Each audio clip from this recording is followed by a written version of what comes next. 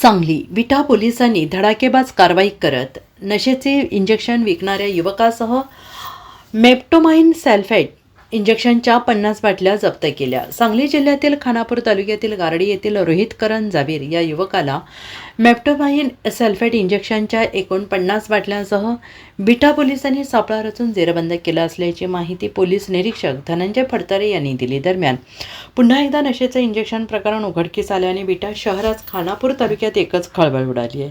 शहरात युवक आणि कॉलेजमध्ये शिक्षण घेणारे विद्यार्थी हे शरीर पिळदार बनवण्याच्या कारणातून या इंजेक्शनचा वापर करून नशा करत असल्याच्या तक्रारीवरून ही कारवाई करण्यात आलेली आहे। रोहित करण जावीर हा औषधी बाटल्या लोकांच्या शरीरात अपायकारक करणारे मेप्टोमाइन सल्फेट इंजेक्शन IP टर्मिन जीमेल या नावाच्या एकूण 25 बाटल्या आणि मेप्टोमाइन सल्फेट इंजेक्शन IP टर्मिन 230 mg/ml या नावाच्या एकूण 25 बाटल्या अशा एकूण 50 सीलबंद काचेच्या बाटल्या ताब्यात घेऊन त्याच्या विरोधात पोलीस ठाण्यात गुन्हा नोंद करून त्याला अटक करण्यात आली आहे। Bureau report SBN Marathi Sangli विटा।